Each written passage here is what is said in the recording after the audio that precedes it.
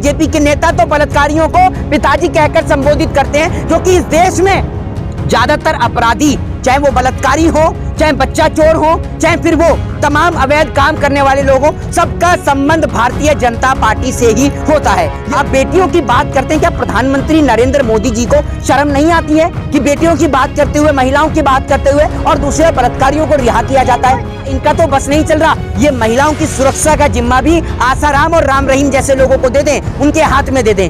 BJP की सत्ता होने के बावजूद भी अगर हिंदू कम हो रहे हैं तो सवाल तो बीजेपी से पूछा जाएगा।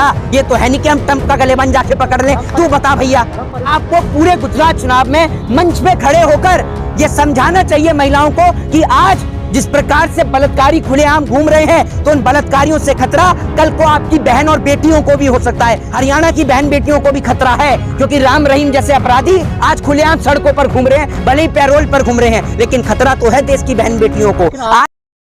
तरीके से राम रहीम पेरोल पे बाहर आए और बीजेपी के नेता कहीं हाथ जोड़ते और पिताजी बोलते हुए नजर आए। देखिए, मैं आपको बता दूं कि जो करनाल से जो बीजेपी की जो मेयर थी रेणुबाला गुप्ता, उन्होंने जिस प्रकार से राम रहीम को, आप सभी लोगों ने सुना होगा कि उन्होंने पिताजी कहकर भी संबोधित किया था, और उन्होंने क्या लिखा था वो मैं आपको पढ़कर बता भी देता हूं कि जो रेप के जो दोषी हैं राम रहीम, उनको लेकर करनाल की जो बीजेपी की जो मेयर हैं रेणुबाला गुप्ता ने राम रहीम को पिताजी कहकर संबोधित किया। इस कार्यक्रम में शामिल इन नेताओं ने, और सुन लीजिए कौन कौन में शामिल था कार्यक्रम में, मैं आपको बता दूं कि बीजेपी के जिला अध्यक्ष योगेंद्र राणा, डिप्टी मेयर नवीन कुमार और mini deputy mayor Rajesh Kumar भी इसमें शामिल थे। मैं आपको बता दूं, जिस प्रकार से आप देख रहे हैं कि बलात्कारियों को पैरोल पे छोड़ दिया जा रहा है। एक और तो देश के प्रधानमंत्री जी कहते हैं कि बेटी बचाओ बेटी पढ़ाओ, और वो भी ठीक से नहीं बोल पाते हैं। जब देश के प्रधानमंत्री लाल किले से खड़े होकर देश की आज़ादी का अमृत महोत्सव मना रहे होते हैं, उस वक्त एक और आपने देखा कि 11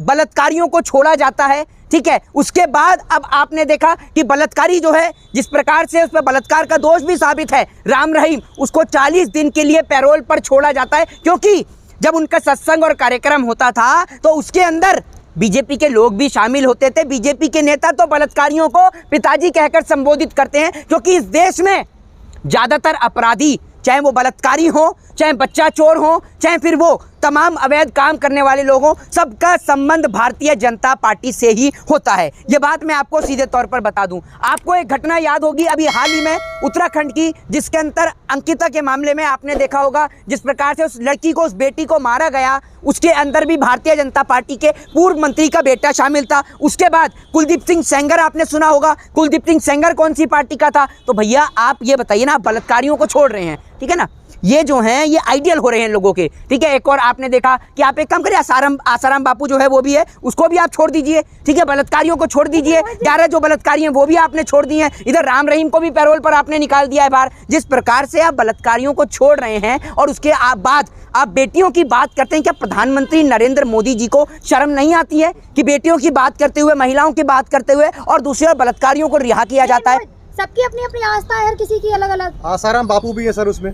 नहीं, मैं आपको एक बात बता दूं, मैं वही तभी तो मैं आपसे कह रहा हूं कि आप एक काम करिए ना, आप इन बलात्कारियों को सबको बाहर निकाल दीजिए। आप तो कह ही रहे हैं कि इनका जो है बर्ताव इनका अच्छा है, तो आप एक काम करिए, इन बलात्कारियों को बाहर निकाल दीजिए और लोग इनसे प्रेरणा लेंगे। तो प्रेरणा स्त्रोतक हो रहे हैं ना लोगों के, ये तो लोगों के प्रेरणा स्त्रोतक हो रहे हैं बलात्कारी। भाजपा वाले तो उनको पिताजी कह रहे हैं।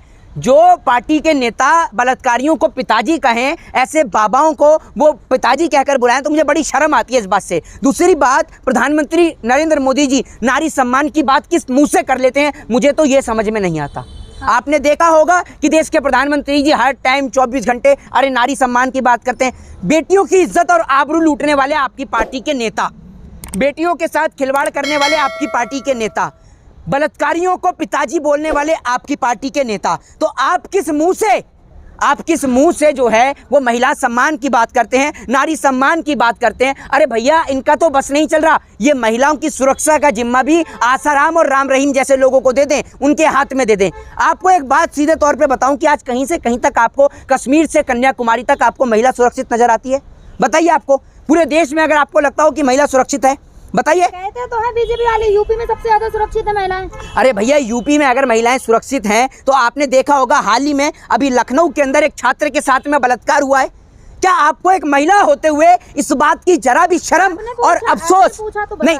मैं आपसे कह रहा हूं, आपको महिला होते हुए क्या आपका सीना, आपका कलेजा नहीं पसीजता? क्या आपका दिल इतना पत्थर का है कि आप एक महिला होते हुए भी ये दिल ये इस बात के लिए नहीं सोचता कि कम से कम मैं एक महिला हूं, मेरे को महिला के लिए ये मैं देखिए, माफ करिएगा, सुन लीजिए, मैं आपसे क्या कह रहा हूं मैडम, मैं आपसे क्या कह रहा हूं, पर्सनल की बात नहीं कर रहा हूं, मैं पर्सनल या व्यक्तिगत आप पे टिप्पणी नहीं कर रहा, मैं आपसे एक महिला के तौर पर मैं आप पे कोई आरोप नहीं लगा रहा हूं, और देश की तमाम महिलाओं से भी मैं पूछना चाहता हूं कि अगर मैंने इन पत्रकार महोदय के लिए कोई गलत प्रकार का शब्द कहा हो तो आप मुझे बताइए। मैंने सिर्फ इनसे इतना कहा और इनको इस बात की मिर्ची लग गई कि मैंने सिर्फ इनसे इतना सा प्रश्न किया कि आप एक महिला हैं, क्या आपका महिला होते हुए दूसरी महिला के लिए कलेजा नहीं पसीजता? क्या आपको इस बात का बुरा नहीं लगता कि बलात्कार के जो 11 दोषी हैं उनको किस प्रकार से जेल से रिहा किया जाता है, जिस प्रकार से राम रहीम को आपने देखा कि जो है पैरोल पर बाहर निकाला जाता है? तो क्या आपको नहीं लगता कि हम सिर्फ महिला सुरक्षा की बात ही करते हैं, नारी शक्ति की बात ही करते हैं, हम किसी भी चीज़ पर इम्प्लीमेंट नहीं करते हैं, किसी भी कार्य पे कोई भी इम्प्लीमेंट नहीं करते हैं?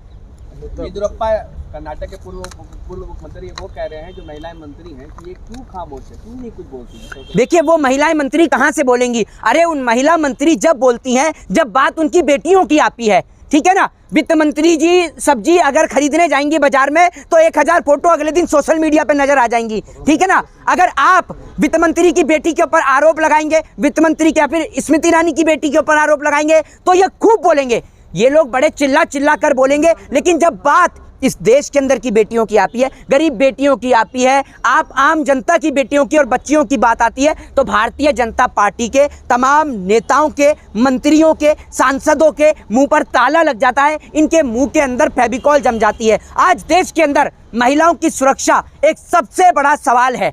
महिला जिस प्रकार से आज असुरक्षित हैं, महिलाओं के साथ बलात्कारियों को रिहा कर दिया जाता है, तो ये सबसे बड़ा सवाल खड़ा करती हैं इस देश की अस्मिता पर।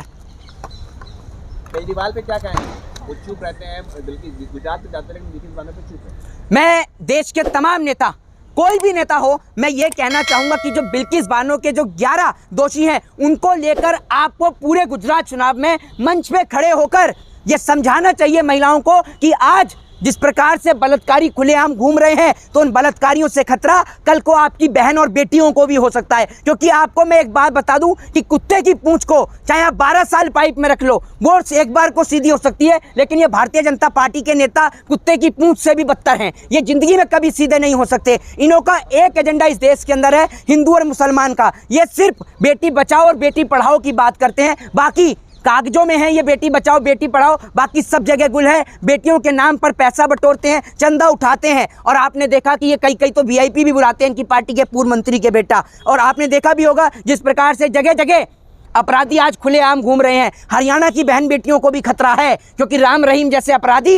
आज खुलेआम सड़कों पर घूम रहे हैं, भले ही पैरोल पर घूम रहे हैं, लेकिन खतरा तो है देश की बहन बेटियों को। आज जिस प्रकार से बिल्किस बानो के 11 अपराधी सड़क पर घूम रहे हैं, हाथरस के अंदर एक बेटी के साथ बलात्कार हुआ, उसका कुछ पता नहीं चलता, तो ये वाकई में देश के लोकतंत्र पे, देश के संविधान पे, देश की जुडिशरी पे एक बड़ा सवाल खड़ा करता है। लेकिन आरएसएस को हिंदुओं की बड़ी चिंता हो रही है, कह रहे हिंदू कम हो रहे हैं। देखिए, मैं आपको एक बात बता दूं कि आरएसएस को जो हिंदुओं की इतनी चिंता हो रही है, हिंदुओं का तो आप कम करवा रहे हैं। अरे आपकी पार्टी की सरकार है, 158 दिन से ज्यादा हो गए जम्मू कश्मीर के अंदर धरना चलते हुए। कहाँ हैं आपकी पार्टी के लोग? इतने लोग मर रहे हैं। अभी आपने सुना होगा कृष्ण भट्ट की हाल ही में हत्या हुई है, उससे पहले राहुल भट्ट की हत्या हुई है गोली मार के। अरे आपकी पार्टी के लोग तो आज सत्ता में बैठे हैं और वही तो हिंदुओं को कम करवा रहे हैं। और बीजेपी की सत्ता होने के बावजूद भी अगर हिंदू कम हो रहे हैं तो सवाल तो बीजेपी से पूछा जाएगा।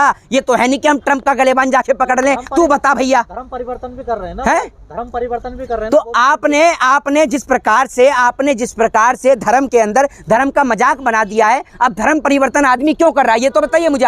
आप धर्म की अच्छाइयां लोगों को बता नहीं रहे हैं। धर्म का एकमात्र एक उपदेश है, चाहे वो कोई भी धर्म हो, हिंदू मुस्लिम सिख ईसाई, सब धर्म का सिर्फ एक उपदेश है, और वो है इंसान होकर मानवता से प्रेम करना, इंसान होकर इंसानियत से प्रेम करना। ये धर्म सिखाता है, ये सभी का धर्म सिखाता है। धर्म में कहीं पे भी क्रूरता नहीं लिखी है, धर्म में कहीं पे भी लड़ाई झगड़ा आक्रोश नहीं दिखा है। लेकिन ये तो आप देख रहे हैं हर जगह धर्म के नाम पर दंगे करते हैं, तो ऐसे में लोग क्या करेंगे? आप ये बताइए सीधे तौर पर। ये धर्म की अच्छाइयां बता नहीं रहे हैं। मजबूरी है क्या? नहीं, लोगों की मजबूरी नहीं। भारत एक डेमोक्रेटिक देश है, एक लोकतांत्रिक देश है। यहाँ पर सभी लोगों को अपने धर्म को मानने की आज़ादी है। ये एक धर्मनिरपेक्ष देश है। आप किसी भी धर्म को, किसी भी जाति मजहब को आप मानने के स्वयं हकदार हैं। जय भारत, वंदे मातरम।